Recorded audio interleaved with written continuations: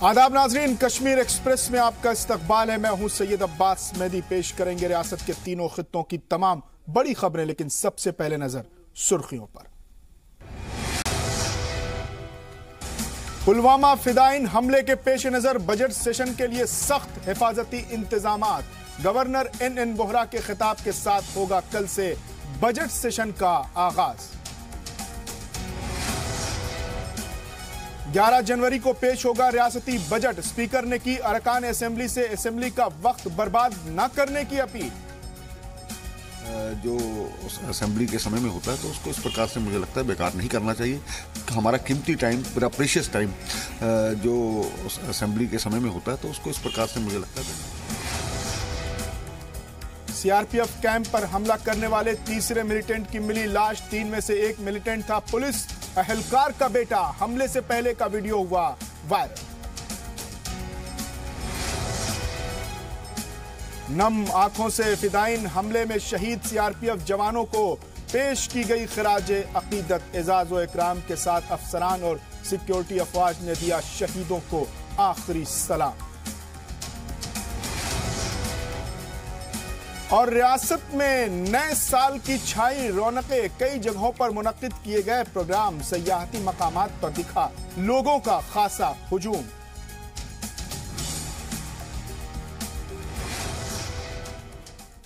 और अब खबरें तफसील से देखते हैं। रियासत जम्मू कश्मीर के बजट सेशन की कल से शुरुआत होने जा रही है।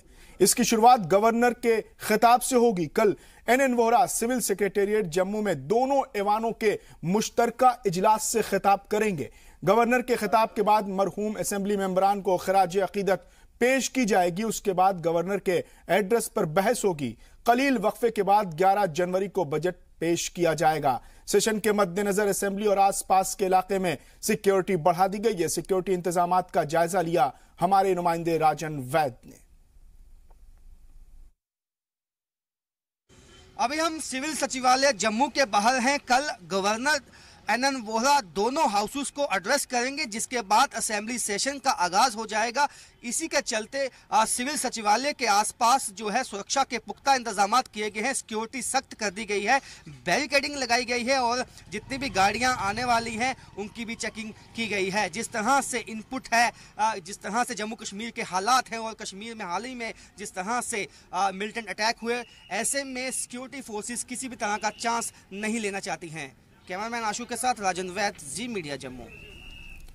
और बजट इजलास के हंगामेदार होने का इम्कान है। हिज़्ब इख्तिलाफ अवामी मसाइल और परेशानियों को लेकर सरकार को घेरने की कोशिश करेगा। वहीं हुक्मरान जमात अपनी हुसूलियाबियों का सेहरा अपने सर बांधने की कोशिश करेंगी। 1.5 माह तक चलने वाला इजलास हंगामे, शोर शराबे और वॉकआउट से मुतासिर न हो, इसके लिए कानून साज असेंबली के स्पीकर क्या तरीक़ेकार अख्तियार करेंगे, इन्हीं सब मुद्दों पर बात की हमारे नुमाइंदे राजन वैद ने कविंद्र गुप्ता से। कल गवर्नर एन वोहरा जम्मू सचिवालय में दोनों आगाज हो जाएगा। इस पे बात करने के लिए कविंद्र गुप्ता स्पीकर हैं लेजिस्लेटिव असेंबली के। सर, क्या प्रोग्राम रहेगा कल का?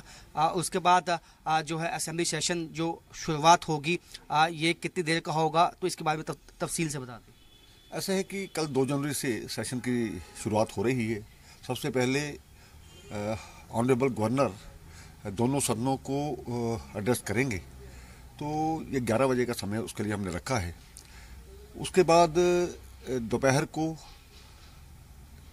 जो अबिचुरी जो लोग आज हमारे से रुखसत हो गए हैं तो उनको श्रद्धांजलि दी जाएगी। उसमें मेरे पढ़ने के बाद जो विभिन्न पार्टियों के नेता हैं उस पर अपनी बात रखेंगे। 3 को गवर्नर एड्रेस पर चर्चा होगी। उसके बाद कुछ छुट्टियां हैं। उसके बाद फिर 11 को जो मेन बजट है वो 11 तारीख को पास होगा। सर, इस दफ़ा जो है बहुत इश्यूज़ पे जो है अपोजिशन भी घेरने की कोशिश करेगी।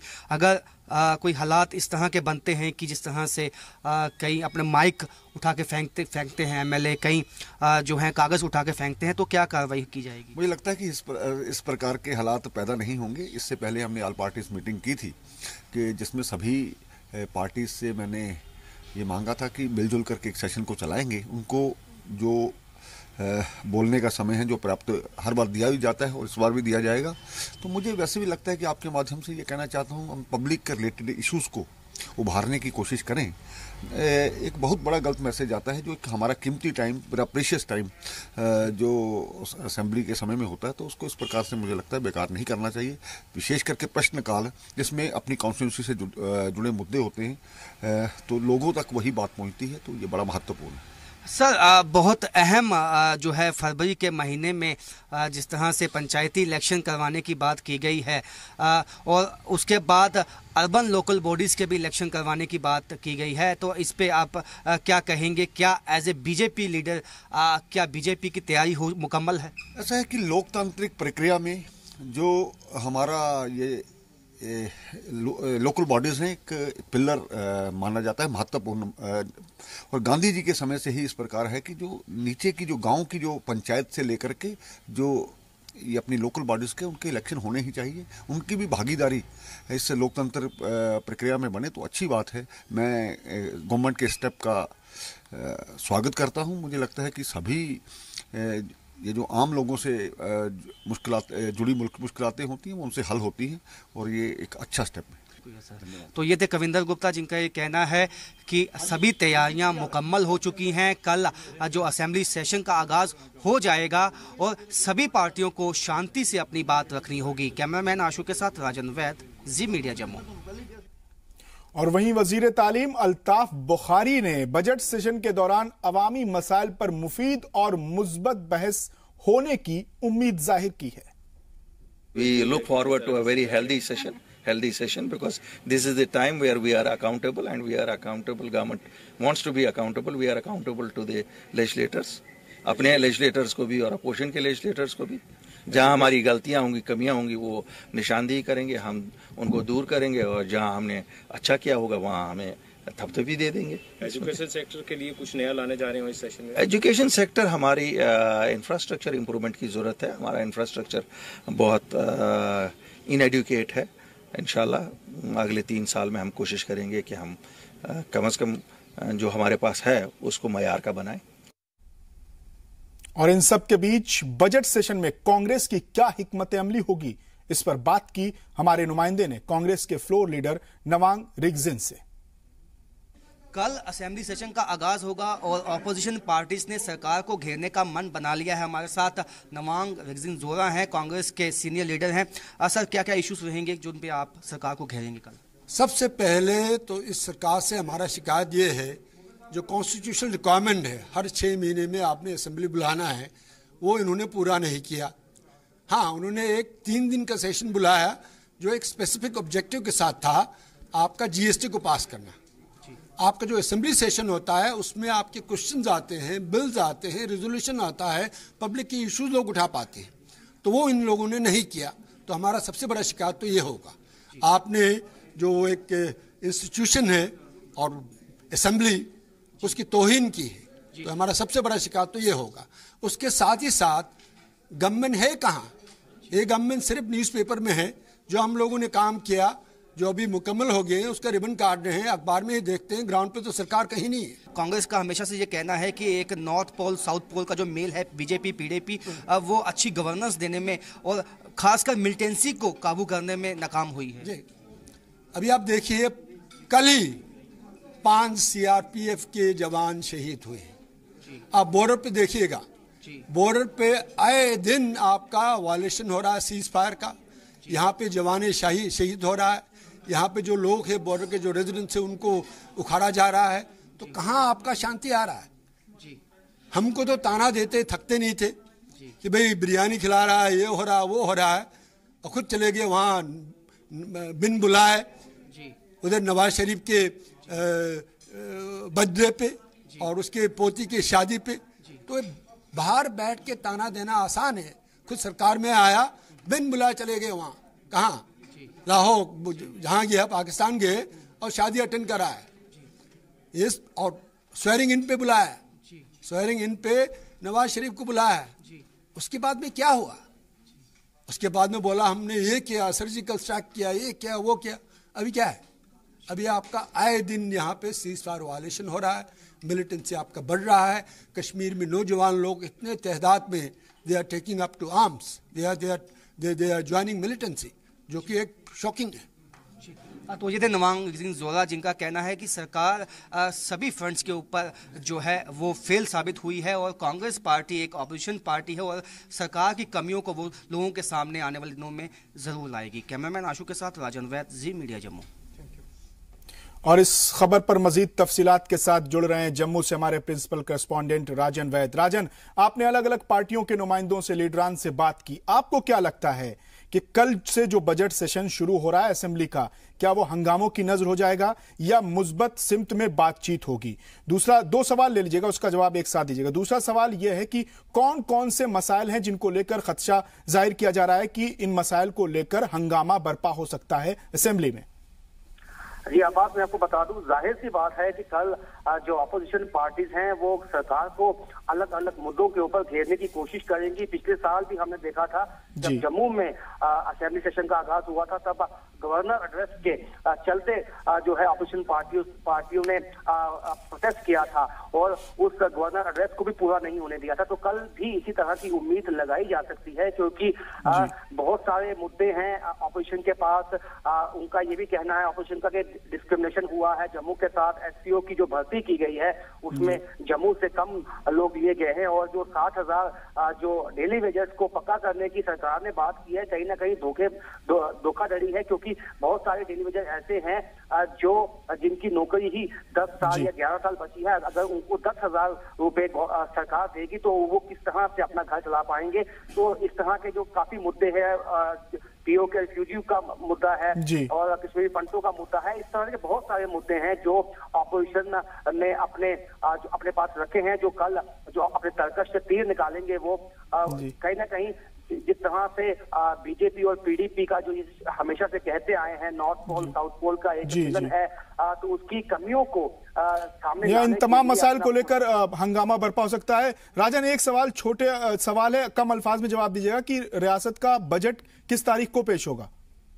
जी देखिए, जिस तरह से हमने आज जो स्पीकर हैं लेजिस्लेटिव असेंबली के, उनसे बात की तो उन्होंने कहा कि 11 तारीख को जो है ये बजट पेश होगा और कल जिस तरह से गवर्नर एड्रेस करेंगे उसके बाद एक अपॉर्चुनिटी होगी कि जो लोग इनके बीच में जी हाँ बिल्कुल जी बहुत शुक्रिया राजन, हमसे बात करने के लिए और तमाम तफसीलात को बताने के लिए। रुख करते हैं कुछ और खबरों का। इतवार को पुलवामा जिले के लेथपुरा में सीआरपीएफ कैंप पर फिदायिन हमला करने वाले तीसरे मिलिटेंट की लाश भी मिल गई है। वाज़ेह हो कि हमले में 3 मिलिटेंट के शामिल होने की पुख्ता जानकारी थी, लेकिन इतवार को तीसरे मिलिटेंट की लाश नहीं मिल सकी थी। उसकी लाश की तलाश के लिए ऑपरेशन जारी था, जिसे आज इख्तिताम पजीर कर दिया गया।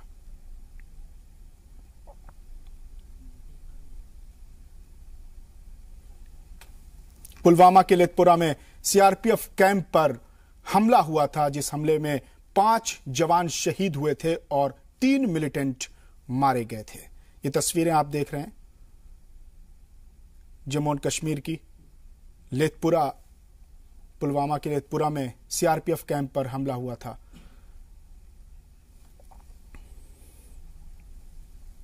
और ऑपरेशन के अख्तिताम पर स्पेशल डीजी सीआरपीएफ ने कहा कि सिक्योरिटी दस्तों की बहादुरी के सबब मिलिटेंट को इमारत से बाहर नहीं निकलने दिया गया। डीजी ने कहा कि सिक्योरिटी अमला हर तरह की मुहिम के लिए तैयार रहता है। सिक्योरिटी रिव्यू ऑनगोइंग प्रोसेस होता है और उसको हम बराबर करते रहते हैं हालात के मुताबिक, और जो हमारे को इंफॉर्मेशन है, जो समझ है, उसके हिसाब से हमेशा उसको अपग्रेड करते।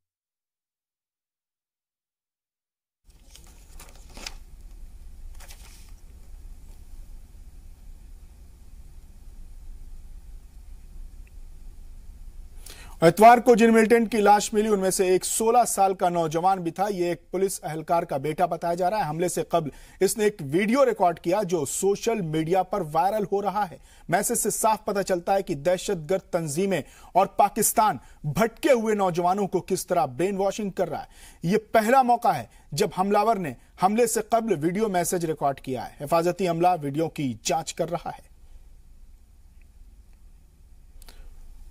और इस खबर पर मजीद तफसीलात के साथ हमारे श्रीनगर ब्यूरो चीफ सैयद तजम्मुल जुड़ रहे हैं। तजम्मुल, अगर तारीख उठाई जाए, वादी में हमलों की तारीख उठाई जाए, फिदाइन हमलों की, इस तरह के दहशत मिलिटेंट हमलों की अगर हम बात करें, तो ये पहली बार ऐसा हुआ है कि हमले से पहले किसी हमलावर ने अपना वीडियो रिकॉर्ड किया हो। ये जो पहल हुई है हमलावरों की तरफ से, ये मिडिल ईस्ट के जैसे हालात तो नहीं पैदा कर देंगे? बिल्कुल अब्बास, आपने सही इसका तजिया किया खबर का। जिस तरह से मशरक़ी वुस्ता या मिडिल ईस्ट में जिस तरह के हालात बने हैं, या जिस तरह से फलस्तीन और बाकी कंट्रीज में हमास के खिलाफ जिस तरह से लड़ाई झगड़े चल रहे थे, साफ तौर पर जाहिर किया जाता है कि कश्मीर में इस वक्त हालात बिल्कुल उसी तरफ जा रहे हैं जिस तरह मिडिल ईस्ट में हालात बने हुए हैं। पहले फिदाइन हमले जो 1990 से शुरू होने लगे थे, बादामी बाग आर्मी कंटोनमेंट पे हमला हुआ था और हमलावर जो थे वो बैरूनी रियासत, बैरूनी मुल्क के थे। उसके बाद जिस मिलिटेंट ने अपना वीडियो जारी किया और उस मैसेज के आखिर पे, जब इस मैसेज को बारीक बीनी से देखते हैं तो आखिर पे वो यही कहते हैं कि शायद हम आप में मौजूद नहीं होंगे जब ये वीडियो मंजर आम पे आएगा, जिसमें वो अपनी तरह से अपील भी करते हैं किसी किस्म की। साफ तौर पर जाहिर है कि जम्मू कश्मीर में हालात बहुत खराब होते जा रहे हैं, जिसके लिए मुझे लगता है। तजम्मुल, एक सवाल और, उसका मुख्तसर अल्फाज में जवाब दीजिएगा। जो ये अपील किया है इस नौजवान ने, जैश ए मोहम्मद से जुड़ने की लोगों को अपील की है, जिस तरह से अमन की कोशिशें की जा रही हैं, अमन बहाली के लिए दिनेश्वर शर्मा ने भी दौरा किया था, इन ताजा तरीन हालात को देखते हुए क्या आपको लगता है कि इसके जो अपील है उसका असर नौजवानों पर पड़ेगा? कम अल्फाज में। बिल्कुल पड़ सकता है, और जिसके लिए सरकारी स्तर पर मैंने वही कंक्लूड किया था कि मिलिट्री सोल्यूशन से ज्यादा हमें सियासी हल देखना होगा और मामला को बारीक बीनी के साथ देखना होगा। सब कुछ ठीक ठाक जम्मू कश्मीर में इस वक्त नहीं है। जी, बहुत बहुत शुक्रिया तजम्मुल हमसे बात करने के लिए और तमाम तफसीलात पर रोशनी डालने के लिए। और इतवार को फिदाइन हमले में शहीद हुए जवानों की आखिरी रस्मात उनके आबाई इलाकों में पूरे एजाज व इकराम के साथ अदा की गई। इससे कबल श्रीनगर में सीआरपीएफ के आला अफसरान और एहलकारों ने शहीद तुफैल अहमद, राजेंद्र नैन, प्रदीप कुमार पांडा और कुलदीप राय को खिराज अकीदत पेश की। वहीं बडगाम में शहीद शरीफुद्दीन गनी को आखिरी सलामी दी गई। बडगाम जिले के चादुरा के रहने वाले शरीफुद्दीन तसादुम की शुरुआत में ही शदीद तौर पर जख्मी हो गए थे, बाद में जख्मों की ताब न ला सके और उन्होंने आर्मी हॉस्पिटल में दम तोड़ दिया। ये सारे जो जवान हैं वे ऑपरेशन में बहादुरी दिखाते हुए वे शहीद। ये हमारे ट्रूप्स की अलर्टनेस का वजह है, जिसके वजह से वो 1 या 2 बिल्डिंग में ही लिमिटेड रह गए। और इतवार को पुलवामा जिले के अवंतीपोरा में हुई फिदाइन हमले में सीआरपीएफ और राजौरी के नौशेरा में पाक रेंजर्स की फायरिंग में शहीद हुए जवानों को जम्मू में खिराज अकीदत पेश की गई। शहीद जवानों को याद करते हुए लोगों ने 2 मिनट की खामोशी अख्तियार की। मुल्क की हिफाजत के लिए कुर्बानी देने वाले जवानों को खिराज अकीदत पेश करते हुए लोगों ने कहा कि जवानों की शहादत कभी भूली नहीं जा सकती। इस मौके पर लोगों ने हुकूमत से शहीदों के अहले खाना को 50 लाख रुपए और रहाइश के लिए जमीन देने का भी मुतालबा किया है।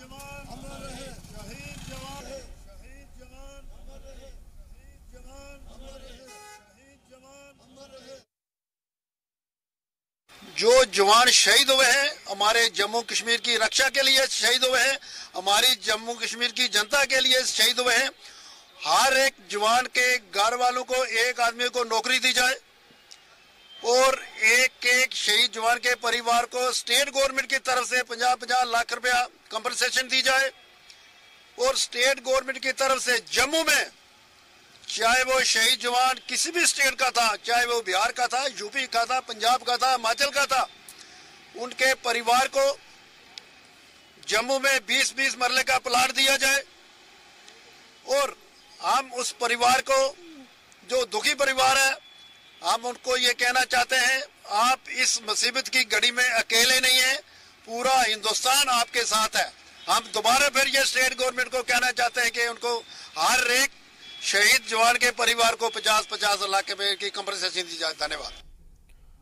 और वहीं वजीर तालीम और senior PDP leader Altaf Bukhari ने कहा कि मिलिटेंसी से निपटने के लिए सिक्योरिटी अफवाज पूरी तरह अहल हैं, लेकिन साथ ही साथ उन्होंने यह भी कहा कि रियासत में मिलिटेंसी जारी रहेगी। वाज़िह हो कि वजारत दाखिला और रियासती पुलिस का दावा है कि मिलिटेंसी के रुझान में कमी आई है। पुलवामा हमले को मामूल की बात करार देते हुए वजीर तालीम ने कहा कि इस तरह के हमलों से रियासत की अमन पसंद अवाम को गुमराह नहीं किया जा सकता। देखिए, जम्मू कश्मीर एक पॉलिटिकल मसला है, इसमें तो कोई इस हकीकत से कोई इनकार नहीं है। ये चलता रहेगा, अटैक्स भी होते रहेंगे। This is part of normalcy, this इसमें कोई अनोखी बात कोई नहीं है। It's a historically fact. मैं ना भी कहूँ तो उससे तो ख़त्म नहीं ना हो गए। मसला तो है, मसले का कहीं ना कहीं है। So it will be sorted out and Kashmir is by and large are peace loving.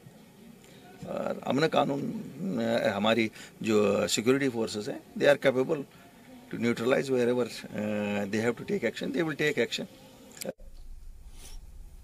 इतवार को पुलवामा में हुए हमले से एक 16 साल का जवान भी शामिल था। उसी पुलवामा जिले से एक उम्मीद अफजा खबर यह है कि यहां के 2 नौजवानों को पुलिस फोर्स मेन स्ट्रीम में वापस लाने में कामयाब रही। कंगन गांव के रहने वाले दोनों लड़के गुज़िश्ता कुछ दिनों से गायब थे। इनकी सोशल मीडिया पर ग्रेनेड वाली तस्वीर भी वायरल हुई थी। नौजवानों ने पुलवामा में आर्मी के 55 RR के सामने सरेंडर किया है। इनमें से एक दर्जा 10 का जबकि दूसरा दर्जा 9 का तालिबे इल्म है। ये जुमे की नमाज के बाद घर को वापस नहीं लौटे थे। आर्मी ने नौजवानों को घर वालों के सुपुर्द कर दिया है। साथ ही नौजवानों ने हैंड ग्रेनेड आर्मी को सौंप दिया है। खाना बनाते, कपड़े धोते, वेपन उनके पास है नहीं, हट जाता ये कभी भी। पाकिस्तान लगातार अपनी नापाक हरकतों को दोहराकर पुंछ के सरहदी इलाकों में सीज फायर की खिलाफ वर्जी करता रहता है, जिससे इलाके में दहशत का माहौल बना रहता है। दिगवार गांव के नूरन कोट में हो रही सीज फायर से डरे हुए लोगों का कहना है कि जब पाकिस्तानी आर्मी खुदा के घर को नहीं बख्श रही है तो हमें क्या बख्शेंगे। साथ ही उन्होंने कहा कि वो जानबूझकर हमारे घरों को अपनी गोलीबारी का निशाना बना रहे हैं। गांव वालों का कहना है कि अब पाकिस्तानी आर्मी जानबूझकर मस्जिदों को निशाना बना रही है, क्योंकि हमारे गांव के एकदम सामने पाक आर्मी की चौकियां हैं जहां से मस्जिद साफ तौर पर दिखाई देती है। ऐसे में कल रात से पाक आर्मी ने गांव पर भारी गोलाबारी करते हुए जहां 1 दर्जन मोर्टार दागकर मस्जिद को भी निशाना बनाया, जिससे मस्जिद की दीवारें बुरी तरह से मखदूश हुई हैं, उन्हें नुकसान पहुंचा है और सीज फायर के चलते घरों में लोग रहने को मजबूर हैं। पाकिस्तान हमें हमारा गांव दिगवार सिटी पुंछ तक ये जो गांव जो है उनके निशानों में है। जब वो अल्लाह के घर को नहीं बख्श रहे हैं तो वो हमारे गरीब लोगों को कहां बख्शेंगे। ये तो किस तरीके का डर है पूरे? हम तो इतने तंग पड़े हुए हैं, हमें तो जाते हैं, हमारे पानी की यहाँ तंगी, हमारे हर चीज की तंगी है। यहाँ हमारे पास कोई डिपार्टमेंट नहीं यहाँ आ रहा है। कोई बात भी होती है तो हमारे को कोई पूछने वाला यहाँ नहीं है।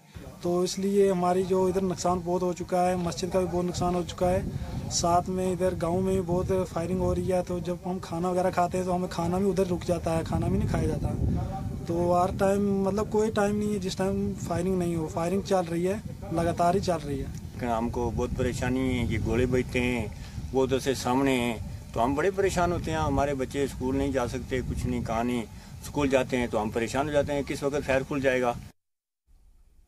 यानी पाकिस्तान अब मस्जिदों को भी नहीं बख्श रहा है। बर्फ गिरती है तो बेचारे मुसलमानों पर, फिर भी हमसे यह गिला है कि वफादार नहीं, हम वफादार नहीं, तू भी तो दिलदार नहीं। यहां वक्त हो गया एक मुख्तसर से वक्फे का, लेकिन वक्फे के बाद भी कश्मीर एक्सप्रेस जारी रहेगा।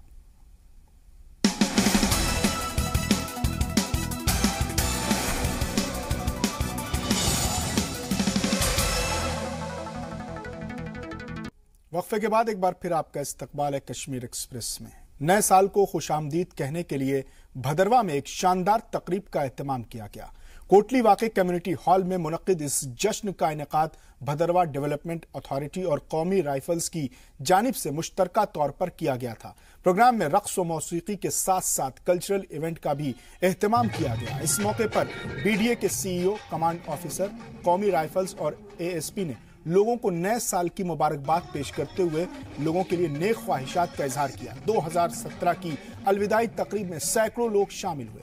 पूरा कम्युनिटी हॉल सामीन से भरा हुआ था। फनकारों के गोजरी, डोगरी और हिमाचली के फोक, कश्मीर के सूफियाना कलाम और आर्मी बैंड की परफॉर्मेंस का लोगों ने भरपूर लुत्फ उठाया।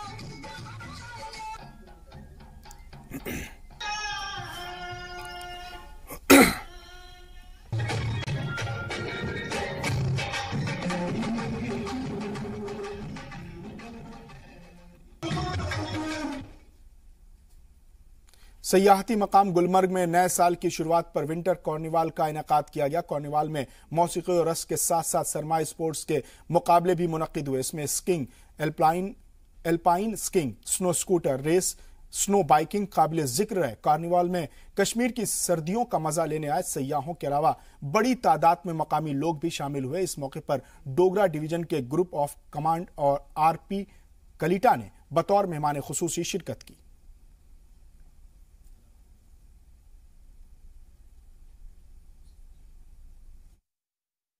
विंटर कार्निवल में आप सब ने बढ़ चढ़ के हिस्सा लिया।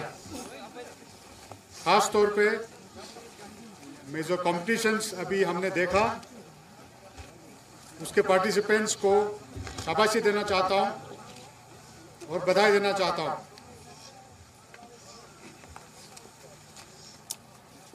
ये winter carnival was conceptualized by the Chinar Corps commander after the heavy snowfall that had taken place in second week of December, primarily with the aim of giving fillip to the inflow of tourists to this beautiful valley of Gulmarg.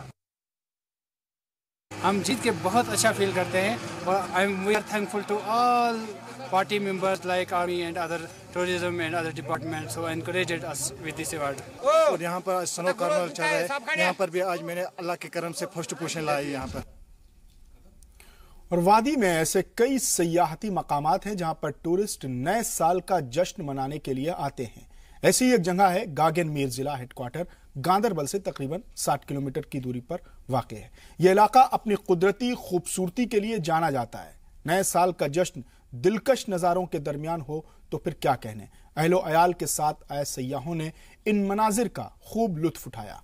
बच्चों की खुशी भी देखने लायक थी। चिनार और बर्फ से ढका गागनगीर ऐसा इलाका है जिसे अगर मंसूबाबंद तरीके से डेवलप किया जाए तो यहां सयाहों की आमद में खासा इजाफा हो सकता है।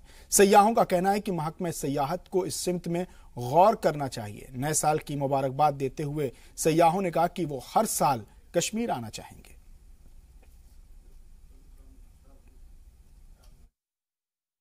उम्मीद करता हूँ कश्मीर भाइयों के लिए भी काफी अच्छा गया होगा।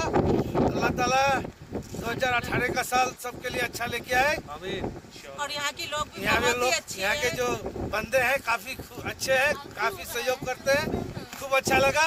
लोग जो कहते हैं जो कश्मीर नहीं जाओ, कश्मीर में आतंकवादी हमला होता है, वे सब फालतू बात है। मुझे आके काफी अच्छा लगा और मैं अल्लाह ताला से यही चाहता हूँ जो आगे भी मुझे कश्मीर आने का मौका मिले। और ममलकती वजीर बराए ट्रांसपोर्ट सुनील शर्मा ने किश्तवाड़ का दौरा किया। इनके हमरा डीडीसी अंग्रेज सिंह राणा और एसपी अबरार चौधरी भी मौजूद रहे। इस दौरान minister of state Sunil Sharma ने किश्तवाड़ के लोगों की दिक्कतों को सुना और उनको दूर करने की यकीन दहानी कराई।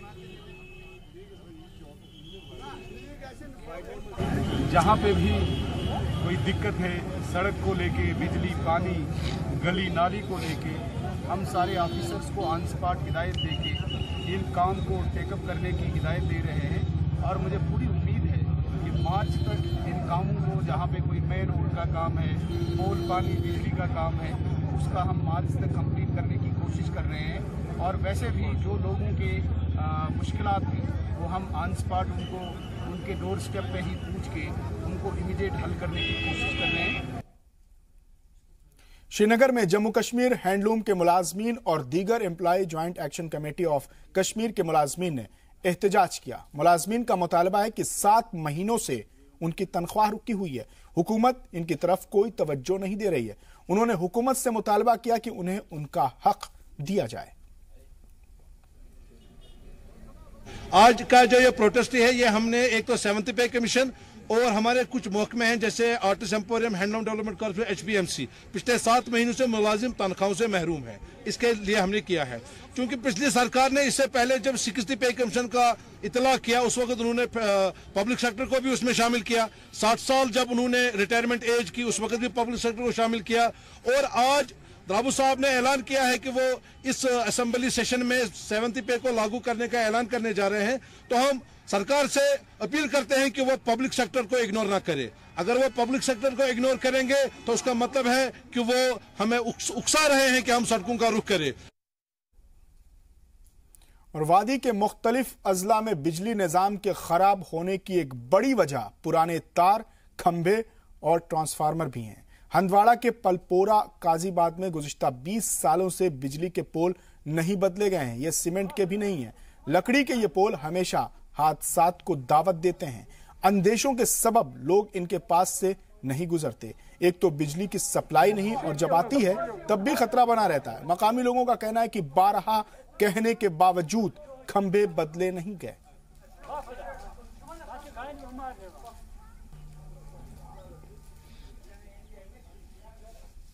उधर श्रीनगर के पारिमपोरा में सूमो स्टैंड एसोसिएशन से वाबस्ता ड्राइवर्स ने एहतजाज किया। बटमालू से पारिमपोरा सूमो स्टैंड को शिफ्ट करने को लेकर यह एहतजाज किया गया। ड्राइवर्स का कहना है कि स्टैंड शिफ्ट करने के बाद हमारी परेशानियां थमी नहीं थी कि अब महकमा सूमो स्टैंड भी शिफ्ट करने पर मजबूर कर रहा है। उन्होंने सरकार से कहा है कि उन्हें एक माकूल जगह दी जाए या फिर जहां अभी हैं वहीं रहने दिया जाए। आपको बता दें कि डिविजनल कमिश्नर की इजाजत के बाद उनको यहां स्टैंड दिया गया था। अब एसडीए इन्हें सिर्फ 25 गाड़ी खड़ी करने की इजाजत दे रहा है और इनके बाद 750 गाड़ियां।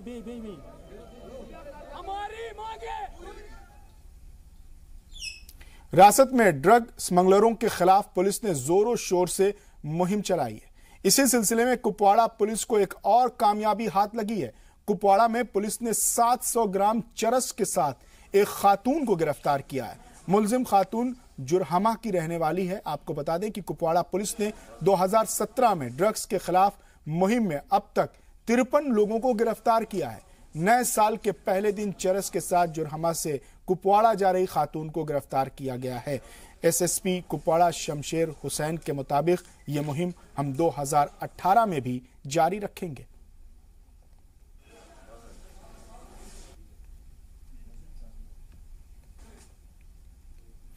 पुंछ के सुरनकोट तहसील में बिजली सप्लाई की तारें पेड़ों से बंधी हुई हैं, जिसकी वजह से हादसात का खतरा हमेशा बना रहता है।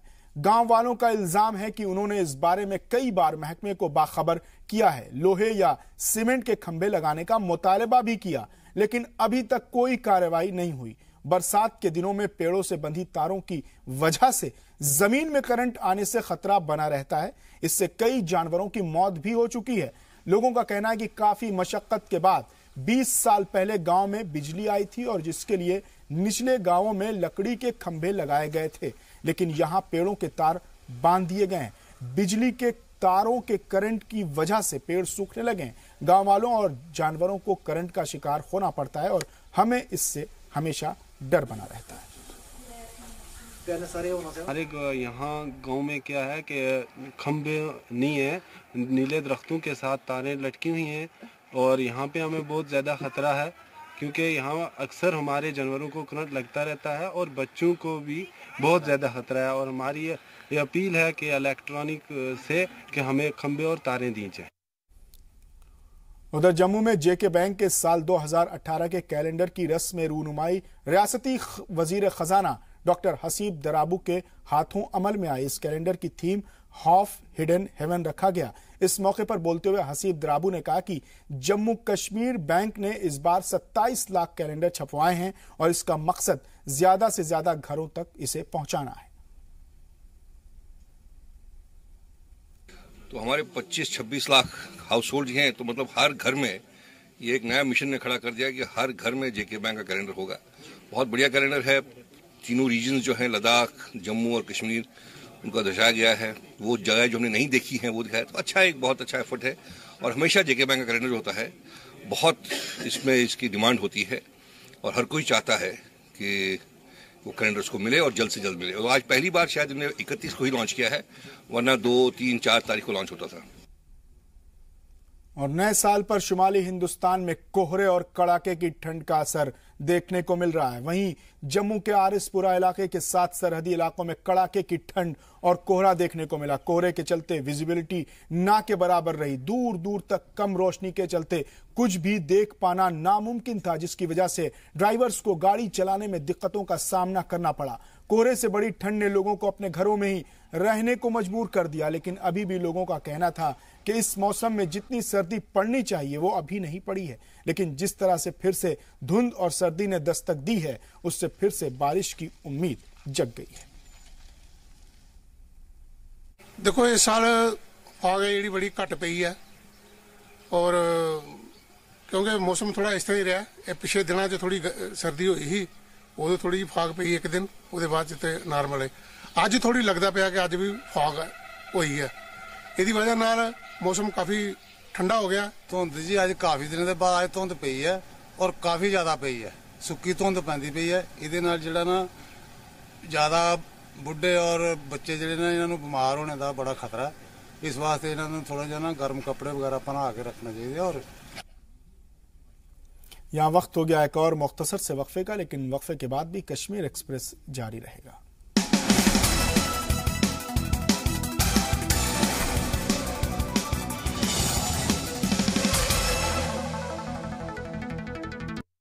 वक्फे के बाद एक बार फिर आपका इस्तकबाल है कश्मीर एक्सप्रेस में। खबरों का सिलसिला शुरू करते हैं। पट्टन के जांगम में खेले गए क्रिकेट टूर्नामेंट में बीरवाह की टीम ने शानदार खेल का मुजाहरा करते हुए खिताब अपने नाम कर लिया।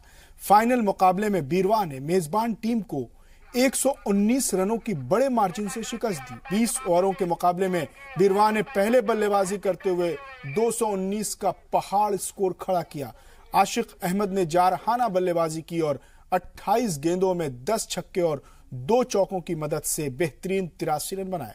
जवाब में जांगम की टीम 16.2 ओवर्स में 110 रन बनाकर ऑल आउट हो गई। टूर्नामेंट के अख्ताम पर फातेह और रनर्स अप की टीम को ट्रॉफी और इनामात से नवाजा गया। और आपकी वसादत से मैं गवर्नमेंट जम्मू कश्मीर से गुजारिश कर रहा हूँ कि यहाँ पर आकर देखिए वो कितना खूबसूरत ग्राउंड है और जितने भी यहाँ पर जवान हैं वो इस खेल को ज़्यादा पसंद करते हैं और सभी पसंद करते हैं। और उनसे मेरी रिक्वेस्ट ये है कि इस ग्राउंड को मेंटेन करें ताकि जो बाकी जो आसपास के जो यहाँ पर खासकर गाँव वाले जो यहाँ पर आते हैं और जो टाउन वाले वो भी यहाँ पर आते हैं और वो यहाँ पर आकर अच्छा खेल का मुजाहरा करेंगे। शुक्रगुजार हूँ एक बार फिर इस ऑर्गेनाइजिंग बॉडी का और जो मेरे कैप्टन हैं उनका और इन होल ग्राउंड जो यहाँ पे जितने भी क्राउड थे इस ग्राउंड में उनका बहुत बहुत शुक्रगुजार हूँ जिन्होंने मुझे बहुत ज़्यादा सपोर्ट किया। आज से पहले भी 1-2 मैच में क्वार्टर फाइनल, सेमीफाइनल और आज फाइनल में भी, तो मैं तहे दिल से इनका शुक्रगुजार हूँ और मुझे बहुत ज़्यादा मज़ा आया। तो मैं बाकी लोगों को भी कहता हूँ कि वो आए यहाँ पे खेलें। बहुत अच्छा ग्राउंड है, बहुत अच्छा एटमॉस्फेयर है क्रिकेट के लिए यहाँ पे।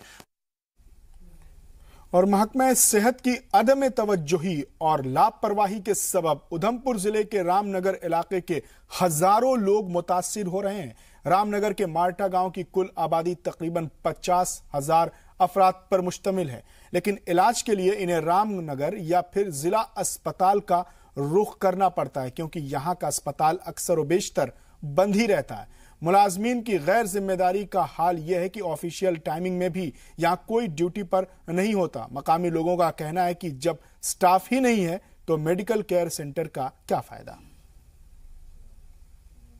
ये जगह है रामनगर मारता गांव, मैं यहाँ का राशन डीलर हूँ और इस हॉस्पिटल के साथ में मेरी दुकान है। तो ज़्यादातर मैंने ये देखा है कि ये हॉस्पिटल बंद ही रहता है और मरीज रोज डेली आते हैं और खाली निराश होकर ही जाते हैं। और देही इलाकों में बुनियादी सहूलियात की फराहमी के लिए हुकूमत मजहबी इदारों की भी मदद ले रही है। इस जिम्न में गुरुद्वारा प्रबंधक कमेटी बडगाम की जानिब से सिख अक्सरती गांव में रोशनी के लिए स्ट्रीट लाइट की तकसीम की गई। शहीद बंगा गुरुद्वारे में मुनक्किद एक प्रोग्राम में जिले के 25 गांव में रोशनी के इंतजामात के लिए स्ट्रीट लाइट बांटी गई। सिख अक्सरती इलाकों में रोशनी और कब्रिस्तान शेड की तामीर के लिए जीपीसी बडगाम के सदर संतपाल सिंह ने वजीर आला का शुक्रिया अदा किया। वहीं प्रोग्राम के मेहमान खुसूसी बलदेव सिंह ने वजीर आला से सिख नौजवानों के लिए जॉब पैकेज दिए जाने की भी अपील की। हम अपनी जो सीएम साहिबा महबूबा साहब का बहुत बहुत शुक्रिया करते हैं, जिन्होंने हमारे प्रेसिडेंट सतपाल सिंह जी के कहने पे यहाँ पे स्ट्रीट लाइटें और कम्युनिकेशन सेंटर दिए हैं डिस्ट्रिक्ट बडगाम को, और उन्होंने काफ़ी काम करने शुरू किए हैं। जो हमारी कौम जो थी, जो सिख कौम यहाँ पे रहती है, हम लोग 60,000 के आसपास यहाँ पे रहते हैं, और मैं उनसे ये भी रिक्वेस्ट करूँगा कि उन्होंने डिस्ट्रिक्ट बडगाम को जिस तरह दिए इस तरह हर डिस्ट्रिक्ट को, डिस्ट्रिक्ट बारामूला, डिस्ट्रिक्ट अनंतनाग और डिस्ट्रिक्ट पुलवामा और इन सारे डिस्ट्रिक्ट जहाँ पे हमारे गुरुद्वारा साहब हैं उनके लिए एक स्ट्रीट लाइट दें। और कम्युनिकेशन सेंटर की बहुत बड़ी प्रॉब्लम है, हर विलेज में प्रॉब्लम है, वहाँ पे उनको देने चाहिए। और शहरों में इंक्रोचमेंट एक आम मसला है। इससे निजात हासिल करने के लिए गांदरबल जिला इंतजामिया ने नाजायज और गैर कानूनी कब्जे के खिलाफ मुहिम शुरू कर दी है। इसके तहत बल्दिया ने जिला अस्पताल के इर्द गिर्द गैर कानूनी मकामात को गिरा दिया। बल्दिया के सीईओ ने कहा कि महकमे की साबिका गलतियों को नहीं दोहराया जाएगा। उधर मकामी लोगों का कहना है कि बल्दिया की इजाजत के बाद ही ये तामीर की गई थी। बल्दिया की इस मुहिम से लोगों की मुमकिनाना नाराजगी के पेश नजर सिक्योरिटी का भी खास इंतजाम किया गया था। हैरान हूँ विदाउट एनी इंटीमेशन, ना कोई इंटीमेशन है, इंटीमेशन के बगैर ही कोई इंफॉर्मेशन भी नहीं है। ठीक है, ये कह रहे हैं उन्होंने एक्सेप्ट नहीं किए है, इसमें कोई एक प्रोसीजर होता है, इसमें थ्रू आप रजिस्टर्ड पोस्ट उनको ये भेज सकते थे, मगर उन्होंने कोई इंफॉर्मेशन नहीं भेजी। ये खाली मुझे ये समझ आता है कोई पॉलिटिकल गेम है। जो भी यहाँ पे बन रहा है ये सब बीम कॉलम स्ट्रक्चर बन रहा है, इसमें कोई 24 आवर्स का काम नहीं है कि 24 आवर्स में बना लिया। और उधर मेंढर सेक्टर में पाक मकबूजा कश्मीर की जानिब लगी आग एलओसी की दूसरी जानिब भी बढ़ने लगी है। इसका खतरा पैदा हो गया है। आग लगने से मकामी बाशिंदे खौफजदा हैं। बताया जा रहा है कि आग सबरा गली तक फैल गई है। फ्रंटल पोस्ट के लिए अलर्ट जारी कर दिया गया है। ऐसी भी खबर है कि एलओसी पर बिछाई गई बारूदी सुरंगों में भी धमाका हुआ है।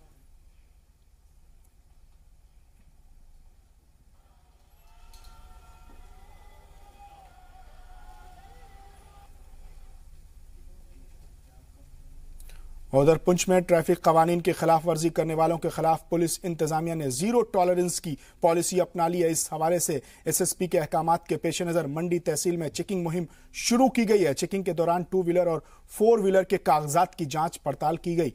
एसएचओ की कयादत में पुलिस अमले ने बिना दस्तावेज ड्राइव कर रहे 25 लोगों का चालान काटा, जबकि 4 गाड़ियां जब्त की गई। वाज़ेह हो कि इलाके की सड़कों की हालत अच्छी नहीं है। ओवरलोडिंग के सबब हमेशा हादसात का अंदेशा बना रहता है। एसएचओ का कहना है कि ड्राइवर और आम लोगों को इन खतरात के पेश नजर बेदार करने की सख्त जरूरत है।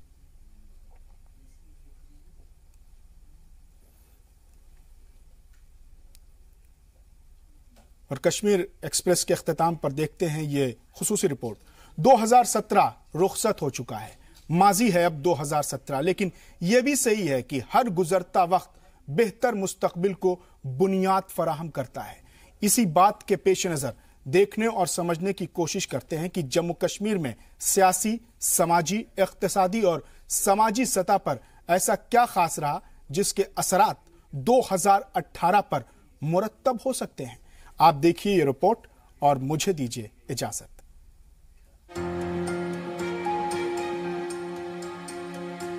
साल 2017 का सूरज गुरूब होने को है। खट्टी मीठी यादों का जखीरा समेटे हुए तारीख के औराख में मजीद एक बाब का इजाफा। अहले सियासत के लिए मिले जुले जज्बात और एहसासात का हामिल रहा 2017। मकामी सियासत की उथल पुथल, हिज़्ब इख्तिलाफ और हुक्मरान जमात की तारीखी तकरार इमसाल भी जारी रही। साल की सबसे बड़ी खबर रही मरकजी मज़ाकरातकार और खुसूसी नुमाइंदे के तौर पर अक्टूबर में साबिक आईबी चीफ दिनेश्वर शर्मा की तकर्रुरी। साबिका कोशिशों के बरखिलाफ दिनेश्वर शर्मा से काफी उम्मीदें वाबस्ता हैं। शुरुआती 3 माह उम्मीद अफजा कहे जा सकते हैं। गुज़िश्ता 3 दौरों में सैकड़ों वफूद से मिल चुके हैं दिनेश्वर शर्मा। लोगों की तजावीज, मशवरे, शिकायत और मसाइल की जानकारी ले रहे हैं।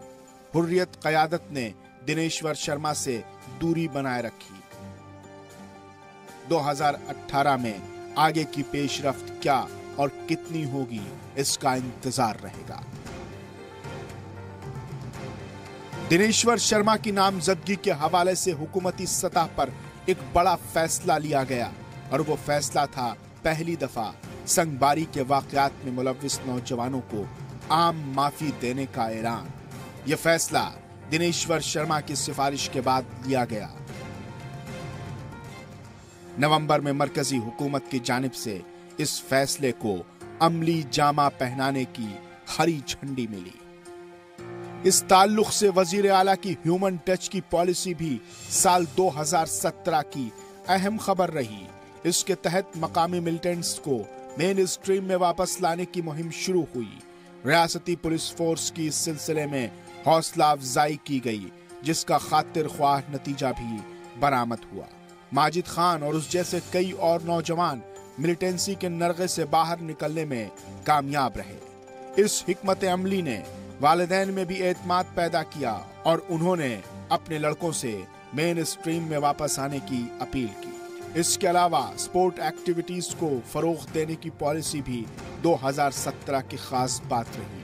पूरे साल मुख्तलिफ खेलों के टूर्नामेंट का इनेकाद होता रहा। नौजवानों को मेन स्ट्रीम में लाने की यह हिकमत अमली 2017 का खास कारनामा कही जा सकती है। इसी तरह मंशियात के खिलाफ भी अवामी और इंतजामिया की सतह पर कामयाबी मुहिम छेड़ी गई। कई अफराद गिरफ्तार हुए और करोड़ों की मालियत की नशीली अशिया जब्त की गई। ब्यूरो रिपोर्ट, जी मीडिया।